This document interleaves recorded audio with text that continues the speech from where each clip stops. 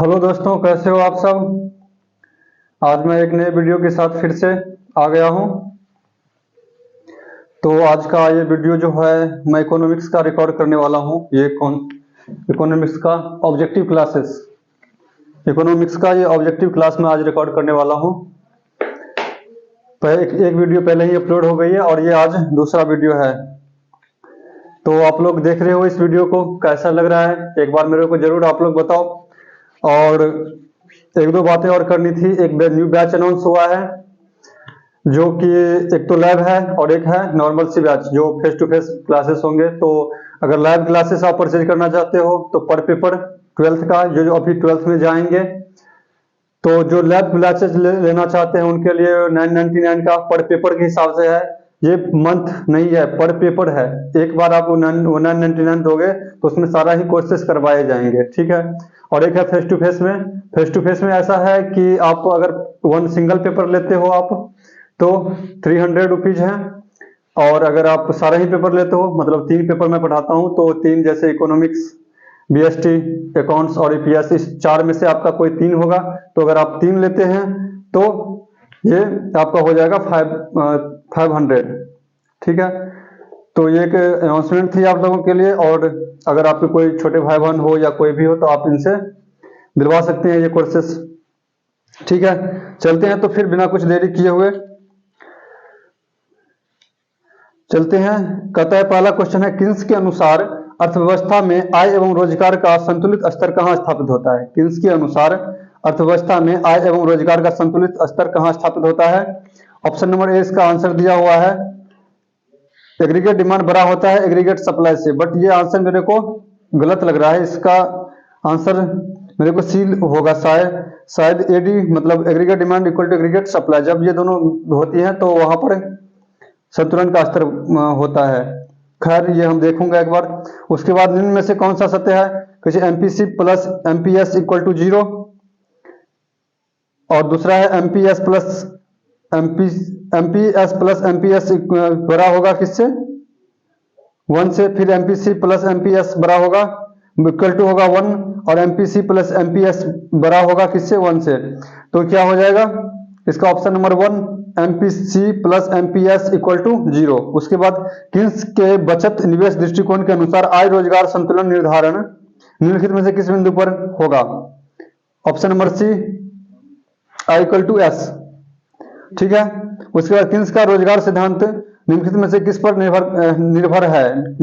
Keynes का रोजगार सिद्धांत निम्नलिखित में से किस पर निर्भर है। ए है प्रभावपूर्ण मांग, बी है पूर्ति, सी है क्षमता, उत्पादन क्षमता, और डी है इनमें से कोई नहीं। तो किस पर होगा ये किन्स का रोजगार सिद्धांत, किस पर, प्रभावपूर्ण डिमांड मतलब प्रभावपूर्ण मांग पर ये होगा। उसके बाद गुणक को निम्नलिखित में से किस सूत्र द्वारा व्यक्त किया जाता है। गुणक को निम्नलिखित में से किस सूत्र द्वारा व्यक्त किया जाता है। कहता है के बराबर चेंज इन सप्लाई बटा चेंज इन इनकम। उसके बाद के बराबर चेंज वाई बाय चेंज आई। उसके बाद सी बराबर के बराबर, सी का है के बराबर आई माइनस एस, और डी का है इनमें से कोई नहीं। तो क्या होगा इसका ऑप्शन नंबर सी, के बराबर आई माइनस एस, ठीक है। किन्स के विनियोग गुणक का मूल्य किस पर निर्भर है। किन्स के विनियोग गुणक का मूल्य किस पर निर्भर है। आय के स्तर पर, पूंजी की सीमांत उत्पादकता, सीमांत उपभोग प्रवृत्ति, विनियोग की मात्रा। तो ऑप्शन नंबर सी, सीमांत उपभोग प्रवृत्ति, ठीक है।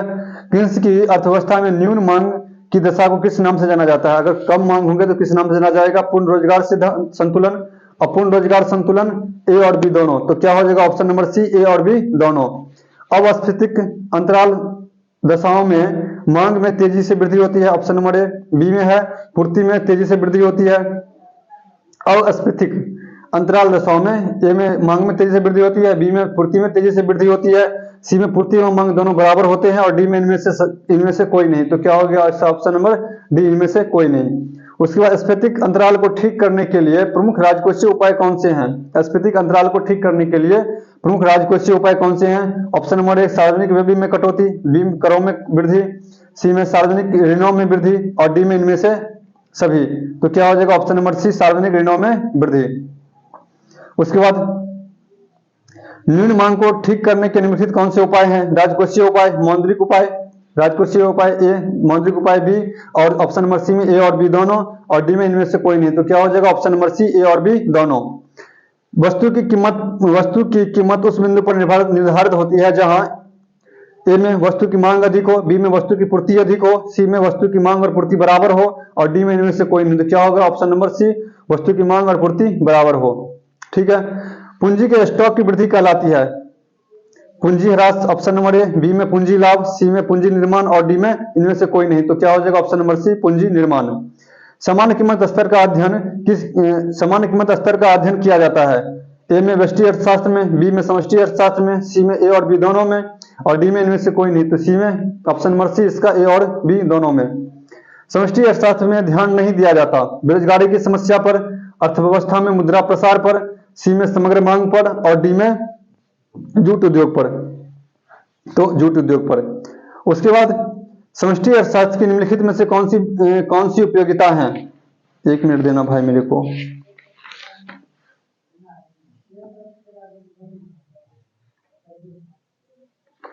समष्टि अर्थशास्त्र की निम्नलिखित में से कौन सी विशेषता है? सरकारी आर्थिक नीति का निर्माण करना, आर्थिक विकास करना, अंतरराष्ट्रीय तुलनाएं और ऑप्शन नंबर डी इनमें से सभी। तो इनमें से सभी होगा।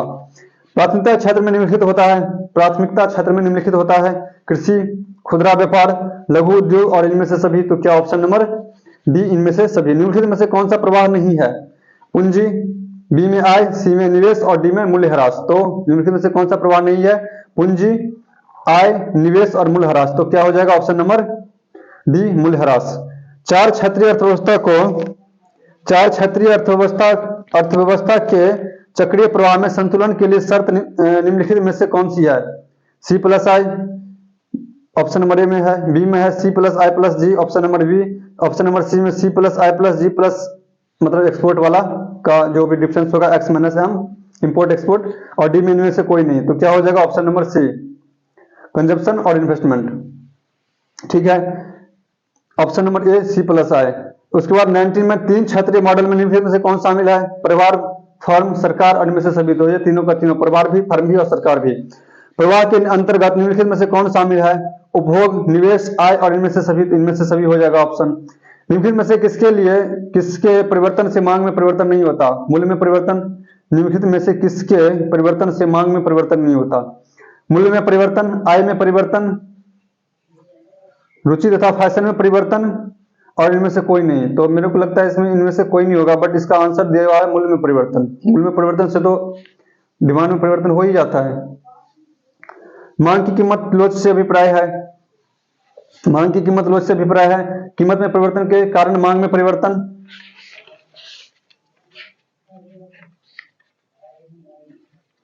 मांग की कीमत लोच से अभिप्राय है कीमत में परिवर्तन के कारण मांग में परिवर्तन। मांग में परिवर्तन, option number B, option number में वास्तविक आय में परिवर्तन और ऑप्शन नंबर डी कीमत में परिवर्तन। तो मांग में परिवर्तन के कारण कीमत में परिवर्तन के कारण मांग में परिवर्तन, ऑप्शन नंबर ए इसका आंसर होगा। उसके बाद मांग की लोच की माप निम्नलिखित में से किस विधि से की जाती है? मांग की लोच की माप निम्नलिखित में से किस विधि से की जाती है? कुल व्यय विधि से, प्रतिशत या अनुपातिक विधि से और बिंदु विधि से। तो तीनों की तीनों, इनमें से सभी।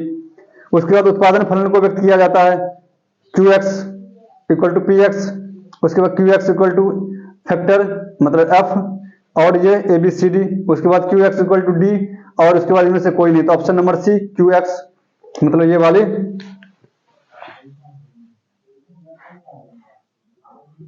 QX equal to function ABCD। ठीक है।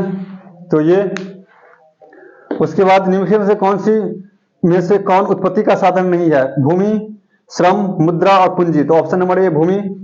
उत्पत्ति ह्रास नियम लागू होने का मुख्य कारण कौन सा है? कहते साधनों की सीमितता, ऑप्शन नंबर ए। बी में साधनों का अपूर्ण स्थानापन्न होना, ऑप्शन नंबर सी में ए और बी दोनों और डी में इनमें से कोई नहीं। तो ऑप्शन नंबर सी, ए और बी दोनों। परिवर्तनशील अनुपातों का नियम संबंधित है अल्पकाल एवं दीर्घकाल दोनों से। ऑप्शन नंबर ए दीर्घकाल में, सॉरी बी में दीर्घकाल से, सी में अल्पकाल से और डी में अति दीर्घकाल से। तो ऑप्शन नंबर ए अल्पकाल एवं दीर्घकाल दोनों से। उसके बाद अवसर लागत का वैकल्पिक नाम है आर्थिक लागत, ऑप्शन नंबर ए। बी में संतुलन लागत, संतुलन मूल्य, सी में सीमांत लागत और डी में औसत लागत। तो क्या हो जाएगा? ऑप्शन नंबर ए आर्थिक लागत। उसके बाद अल्पकाल में उत्पादन प्रक्रिया में निम्नलिखित में से कौन से साधन होते हैं? अल्पकाल में उत्पादन प्रक्रिया में निम्नलिखित में से कौन से साधन होते हैं? कहते हैं स्थिर साधन, परिवर्तनशील साधन। तो अल्पकाल में क्या होता है? परिवर्तनशील साधन, ऑप्शन नंबर बी।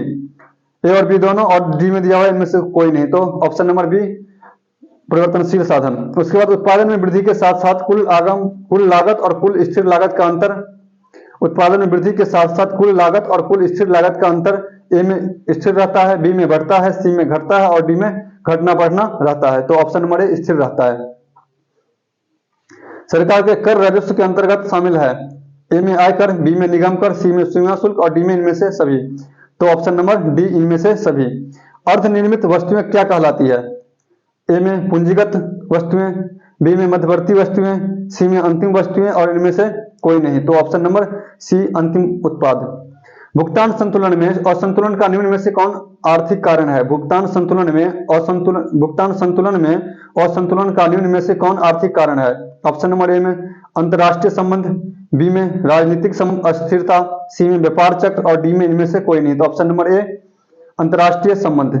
सम सीमांत उपयोगिता नियम को कहा जाता है, ए में उपयोगिता वृद्धि नियम, बी में उपयोगिता ह्रास नियम, सी में प्रतिस्थापन का नियम और डी में इनमें से कोई नहीं, सी में, तो ऑप्शन नंबर सी प्रतिस्थापन का नियम। मैक्रोज शब्द निम्न में से कौन सी भाषा का है, ए में अरबी, बी में ग्रीक, सी में जर्मन और डी में अंग्रेजी, तो क्या हो जाएगा ऑप्शन नंबर बी ग्रीक भाषा का। सबसे पहले मैक्रो शब्द का प्रयोग करने वाले कौन से थे, मार्शल, ए, बी में वेल्डिंग, सी में किन्स और डी में रैगनर फ्रेश, तो option number D Ragnar fresh. निम्न में से किस अर्थव्यवस्था में निजी एवं सार्वजनिक क्षेत्र का सह अस्तित्व होता है, तो ये तो आपको पता ही है, भारत मतलब मिश्रित अर्थव्यवस्था। भारत में कौन सी अर्थव्यवस्था है, मिश्रित अर्थव्यवस्था।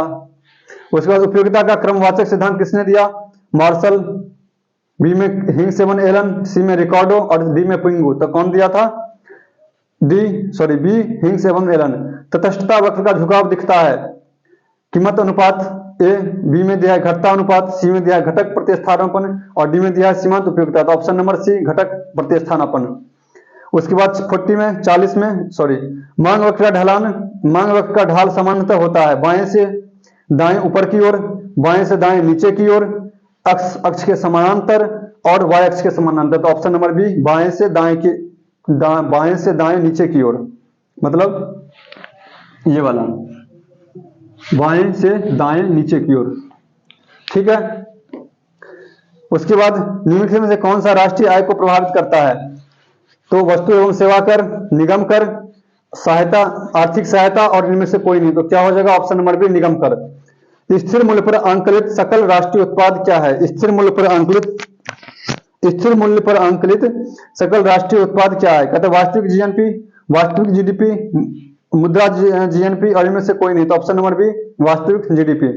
घिसावट व्यय किससे में सम्मिलित हो जाता है, जीएनपी एमपी में, एनएनपी, घिसावट व्यय किसमें सम्मिलित रहता है, तो एनएनपी मतलब net national product at market price. प्राथमिक क्षेत्र में निम्नलिखित में से कौन सा शामिल है, कहते भूमि, वन, खनन, तो ऑप्शन नंबर डी इनमें से सभी।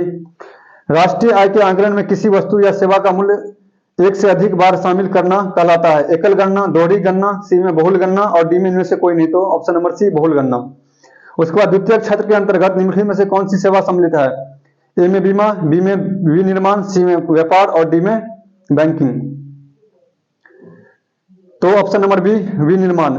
सकल राष्ट्रीय उत्पाद की गणना में निम्नलिखित में से किसे सम्मिलित नहीं किया जाता, ए में पुरानी वस्तुओं का क्रय विक्रय, बी में मध्यवर्ती वस्तुएं, सी में ए और बी दोनों और डी में इनमें से कोई नहीं। वस्तु विनिमय प्रणाली की निम्नलिखित में से कौन सी कठिनाई है, ए में दोहरा संयोग का अभाव, बी में वस्तु विभाजन में कठिनाई, सी में सर्वमान्य मूल्य मापक का अभाव और डी में इनमें से सभी, तो ऑप्शन नंबर डी इनमें से सभी। मुद्रा के प्राथमिक कार्य के अंतर्गत निम्नलिखित में से किसे शामिल किया जाता है, विनिमय का माध्यम, ऑप्शन नंबर ए, बी में मूल्य का मापक, सी में ए और बी दोनों और डी में इन मूल्य का संचय। मुद्रा के कार्यों में सम्मिलित है, ए में मूल्य निर्धारण करना, बी में मूल्य संचित करना, सी में विनिमय का माध्यम प्रस्तुत करना, डी इनमें से सभी, तो ऑप्शन नंबर डी इनमें से सभी। किस बाजार में फर्म का मांग वक्र पूर्ण लोचदार होता है, पूर्ण प्रतियोगिता बाजार, एकाधिकार प्रतियोगिता बाजार, एकाधिकारी प्रतियोगिता बाजार और अल्पाधिकार, तो ऑप्शन नंबर ए पूर्ण प्रतियोगिता बाजार। एकाधिकार बाजार किसे दर्शाता है, उत्पादन प्रक्रिया, वितरण प्रणाली, बाजार प्रवृत्ति, इनमें से कोई नहीं, तो ऑप्शन नंबर सी बाजार प्रवृत्ति। बाजार स्थिति जिसमें वस्तु का केवल एक क्रेता होता है, ए में एकाधिकार, बी में मोनोपोली, देयाधिकार और इनमें से कोई नहीं, तो ऑप्शन नंबर बी, मतलब एक क्रेता रहता है तो मोनोपोली, ठीक है, मोनोपोली टाइप का। विभेदीकृत उत्पादन विशेषता है केवल एकाधिकारिक प्रतियोगिता की, केवल अल्पाधिकारिक प्रतियोगिता की। उसके बाद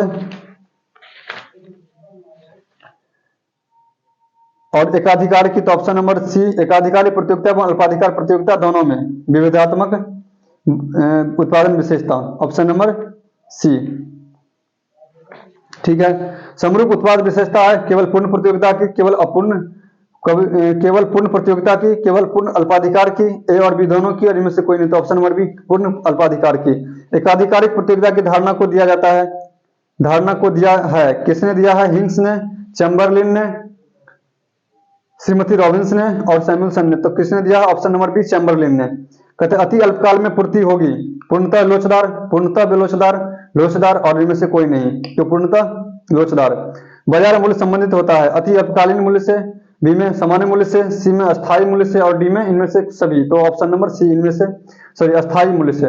एक फर्म का मांग वर्ग पूर्ण लोचदार होता है, ए में पूर्ण प्रतियोगिता में, बी में एकाधिकार में, सी में एकाधिकारी प्रतियोगिता में, और डी में अल्पाधिकार में, तो ऑप्शन नंबर ए, पूर्ण प्रतियोगिता में। एक पूर्ण प्रतियोगी फर्म को किसका सामना करना पड़ता है?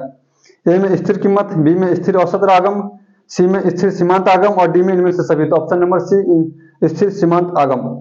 गुणात्मक साख नियंत्रण के अंतर्गत निम्नलिखित में से किसे शामिल किया जाता है? ऋणों की सीमांत आवश्यकता में परिवर्तन, साख की राशनिंग, प्रत्यक्ष कार्यवाही, और इनमें से सभी, तो ऑप्शन नंबर डी, इनमें से सभी। निम्नलिखित में से कौन सा व्यय एक पूल के निर्माण में होता है? पूंजीगत व्यय, राजस्व व्यय, ए और बी दोनों, और इनमें से कोई नहीं, तो ऑप्शन नंबर ए, पूंजीगत व्यय। बजट प्राप्तियों के संगठक निम्न में से कौन है? राजस्व प्राप्तियां, पूंजीगत प्राप्तियां, सी में ऑप्शन नंबर सी में ए और बी दोनों, और इनमें से कोई नहीं, तो ऑप्शन नंबर सी, ए और बी दोनों। ऐसे व्यय जो सरकार के लिए किसी परिसंपत्ति का सृजन करते हैं कहलाते हैं। ऐसे व्यय जो सरकार के लिए किसी परिसंपत्ति का सृजन नहीं करते कहलाते हैं राजस्व व्यय, पूंजीगत व्यय, ए और बी दोनों, इनमें से कोई नहीं, तो ऑप्शन नंबर ए, राजस्व व्यय।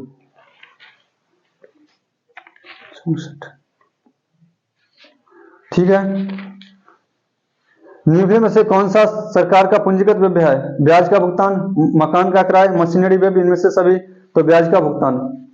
आयकर का, ऑप्शन नंबर ए, ब्याज का भुगतान। आयकर का लाभ प्राप्त होता है केंद्र सरकार को, राज्य सरकार को, ऑप्शन नंबर बी, राज्य सरकार को, सी में केंद्रीय एवं राज्य सरकार दोनों को, और इनमें से कोई नहीं, तो ऑप्शन नंबर सी,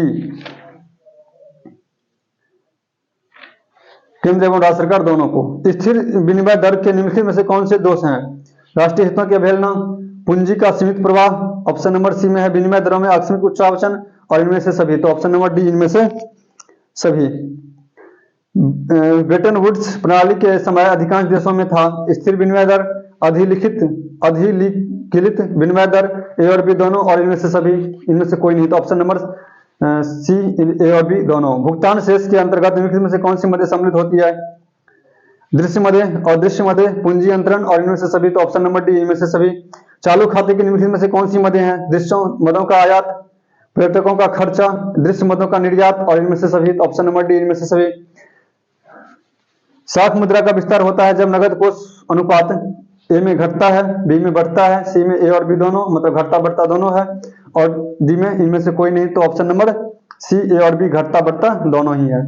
व्यावसायिक बैंक का प्रमुख कार्य क्या है? तो साख नियंत्रण करना, ए, बी में है अन्य बैंकों को ऋण देना, सी में है ग्राहकों का जमा स्वीकार करना, डी में है इनमें से सभी, तो ऑप्शन नंबर डी होगा। इसमें सारा ही काम व्यावसायिक बैंक करते हैं। व्यावसायिक बैंकों द्वारा स्वीकार की जाने वाली प्रमुख जमाएं निम्न में से कौन सी है? कहते चालू जमा, बचत जमा, सावधि जमा, और इनमें से सभी, तो ऑप्शन नंबर डी होगा।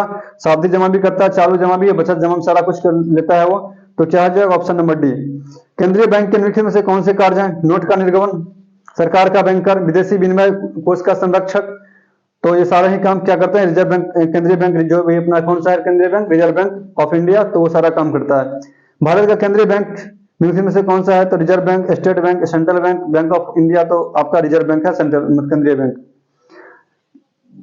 साख नियंत्रण के प्रमुख उद्देश्य निम्नलिखित में से कौन से हैं? कीमत स्थिरता स्थापित करना, विदेशी विनिमय दर में स्थिरता लाना, उत्पादन में रोजगार वृद्धि के उपाय करना, और इनमें से सभी, तो ऑप्शन नंबर डी हो जाएगा। इनमें से सभी होगा, सारा काम है, सारा ही उद्देश्य है। भारत के 14 सब बड़े अनुसूचित व्यावसायिक बैंकों का राष्ट्रीयकरण कब किया गया? तो ऑप्शन नंबर ए में है 1949 में, बी में है 1955 में, सी में है 1969 में और डी में है 2000 में। तो 1969 में सारा का राष्ट्रीयकरण किया गया। किन्स के अनुसार विनियोग से अभिप्राय है? वित्तीय विनियोग से, वास्तविक विनियोग से, सी में ए और बी दोनों से और डी में इनमें से कोई नहीं। तो ऑप्शन नंबर बी वास्तविक विनियोग से। सामूहिक मांग का प्रमुख घटक कौन से हैं? कहते व्यक्तिगत उपभोग, बी में सार्वजनिक उपभोग, सी में विनियोग और डी में इनमें से सभी। तो ऑप्शन नंबर डी हो जाएगा इनमें से सभी। निवेश के निर्धारक घटक कौन से होते हैं? पूंजी की सीमांत क्षमता, ब्याज की दर, ए और बी दोनों और ऑप्शन नंबर डी इनमें से सभी। तो क्या हो जाएगा, सॉरी ए और बी दोनों और डी में दिया है इनमें से कोई नहीं। तो क्या हो जाएगा ऑप्शन नंबर सी ए और बी दोनों, मतलब पूंजी की सीमांत क्षमता भी और ब्याज की दर दोनों ही। ए आर प्रदर्शित करता है T R by Q. Average revenue कैसे कर लिखोगे आप? Total revenue by quantity. तो एवरेज रेवेन्यू निकल जाएगा। उसके बाद ऑप्शन नंबर ए यही ऑप्शन इसका ऑप्शन होगा। एकाधिकार एवं एकाधिकारी प्रतियोगिता में होता है, कहते हैं ए आर बराबर होता है एम आर से, ए आर बड़ा होता है एम आर से, ए आर छोटा होता है एम आर से और इनमें से कोई नहीं। तो क्या हो जाएगा इसमें ए आर इक्वल टू होता है एम आर से। निम्न प्रतियोगिता पूर्ण प्रतियोगिता में क्या स्थिर हो जाता है? ए आर स्थिर रहता है, एम आर स्थिर रहता है, ए आर और एम आर दोनों ही स्थिर रहते हैं और इनमें से कोई नहीं। तो क्या हो जाएगा option number C A R और एम आर दोनों ही स्थिर होते हैं। प्रत्येक बाजार दशा में एक फर्म के संतुलन के लिए कौन सी शर्त पूरी होनी आवश्यक है? प्रत्येक बाजार दशा में एक फर्म के संतुलन के लिए कौन सी शर्तें पूरी होनी आवश्यक है? कहता है ए में दिया है ए आर बराबर एम आर, बी में दिया है एम आर बराबर एम सी, सी में दिया है एम सी वक्त एम आर वक्त को नीचे से काटता है और डी में दिया है बी और सी दोनों। तो ऑप्शन नंबर डी होगा बी और सी दोनों। फर्म की अंतिम संतुलन दशा में ए बराबर एम सी वक्त एम आर को ऊपर से काटता है, बी में एम सी वक्त एम आर को नीचे से काटता है, सी में ए और बी दोनों और डी में सभी औसत हैं। तो ऑप्शन नंबर सी ए और बी दोनों। पूर्ति में कमी के निम्नलिखित कौन से कारण है? कहते हैं ए में उत्पादन लागत में वृद्धि, बी में स्थानापन्न वस्तुओं की कीमतों में वृद्धि, सी में उद्योग में फर्मों की संख्या में कमी और डी में इनमें से सभी। तो ऑप्शन नंबर बी स्थानापन्न वस्तुओं की कीमतों में वृद्धि। पूर्ति निम्नलिखित में से किससे जुड़ी होती है? कहते हैं किसी समय की अवधि से, बी में कीमत की अवधि से, सी में ए और बी दोनों की अवधि से और डी में इनमें से कोई नहीं। तो सी का होगा ए और बी दोनों सिचुएशन में। वस्तु की उस मात्रा को क्या कहते हैं जिसे विक्रेता बाजार में निश्चित समय तथा कीमत पर बेचने के लिए तैयार हो? ए में पूर्ति, बी में पूर्ति की लोच, सी में मांग की लोच और डी में मांग। तो ऑप्शन नंबर सी मांग की लोच। इसका आंसर मेरे को गलत लग रहा है। उस मात्रा को क्या कहते हैं जिसे विक्रेता बाजार में निश्चित समय तथा कीमत बेचने के लिए तैयार होते हैं? तो पूर्ति होगा मेरे को लगता है, शायद सप्लाई है ना ये। चलो चलते हैं आगे। जब किसी वस्तु की पूर्ति में अनुपातिक परिवर्तन उसकी कीमत में होने वाले अनुपातिक परिवर्तन के अधिक होता है तो पूर्ति की लोच इकाई से कम। ठीक है, ऑप्शन नंबर ए इकाई से कम, बी में दिया इकाई के बराबर, सी में दिया इकाई से अधिक और डी में दिया अनंत। तो ए वाला ऑप्शन होगा इकाई में कम। लास्ट ई बराबर 0 का अर्थ है किसी पूर्ति की लोच पूर्णतः लोचदार, कम लोचदार, इकाई लोचदार तो कम लोचदार। Option number C. उत्पादन समाधान वक्र का ढाल गिरता है बाएं से दाएं, दाएं से बाएं, ऊपर से नीचे और नीचे से ऊपर। तो बाएं से दाएं नीचे की ओर। ये तो पहले भी क्वेश्चन था ये। किस अर्थव्यवस्था में कीमत तंत्र के आधार पर निर्णय लिए जाते हैं? किस अर्थव्यवस्था में कीमत तंत्र के आधार पर निर्णय लिए जाते हैं? ए में समाजवादी, बी में पूंजीवादी, सी में मिश्रित और डी में इनमें से कोई नहीं। तो ऑप्शन नंबर बी पूंजीवादी अर्थव्यवस्था में। उपभोक्ता व्यवहार का अध्ययन किया जाता है कहते सूक्ष्म अर्थशास्त्र में, आय सिद्धांत में, समष्टि अर्थशास्त्र में और इनमें से कोई नहीं। तो ऑप्शन नंबर ए सूक्ष्म अर्थशास्त्र में। ठीक है, सीमित साधन एवं असीमित आवश्यकता का विचार किसने किया? कहता है एडम स्मिथ, बी में मार्शल, सी में रॉबिन्सन और डी में सैमुअलसन। तो ऑप्शन नंबर बी मार्शल ने किया। व्यष्टि अर्थशास्त्र की शाखा कौन सी है? कहते हैं वस्तु कीमत निर्धारण, बी में साधन कीमत निर्धारण, सी में आर्थिक कल्याण, डी में इनमें से सभी। तो ऑप्शन नंबर डी इनमें से सभी। समसीमांत उपयोगिता नियम के विचार के मूल प्रतिपादक कौन थे? कहते हैं मार्शल, बी में गोसेन, सी में रिकॉर्डो, डी में गिल। तो ऑप्शन नंबर बी गोसेन। सीमांत उपयोगिता ह्रास नियम के प्रतिपादक हैं गोसेन, एडम स्मिथ, चैंपमैन और हिंग्स। ऑप्शन नंबर ए गोसेन हो गए इसके। किसी वस्तु में मानवीय आवश्यकता की पूर्ति की क्षमता को कहते हैं? Option number C. ए में उत्पादकता, बी में संतुष्टि, सी में उपयोगिता और लाभदायकता डी में। तो ऑप्शन नंबर सी हो जाएगा इसका उपयोगिता। वस्तु की हर अगली इकाई के प्रयोग में सीमांत उपयोगिता बढ़ती है, सॉरी ए में घटती है, बी में बढ़ती है, सी में समान रहती है और डी में शून्य हो जाती है। तो ऋणात्मक तो नहीं है, तो ये बढ़ती ही है, यहाँ पे ऑप्शन होगा। मूल्य वृद्धि से गिफ्ट वस्तुओं की मांग बढ़ जाती है, ए में, बी में घट जाती है, सी में स्थिर रहती है और डी में अस्थिर होती है, तो ऑप्शन नंबर ए बढ़ जाती है। तो इस तरह से ये 100 के लगभग ऑब्जेक्टिव जो मैंने इस क्लास में भी करवाया है, ये पास्ट ईयर क्वेश्चन है और ये रिपीटेटिव क्वेश्चन भी हो सकते हैं। आपके आने वाले एग्जाम में भी ऐसा सेम क्वेश्चन उठा के आपको दिख जाए, ऐसा कोई अजूबा नहीं है, हो सकता है ऐसा। तो जरूर आप लोग वीडियो को देखो, प्रैक्टिस के तरफ से आप देखो ये बना करके क्या आपको ये बन रहा है या नहीं बन रहा है। तो आज का लेक्चर मैं यही द एंड करता हूँ। जब तक मिलते हैं नेक्स्ट वीडियो में, तब तक के लिए राधे राधे। ठीक है।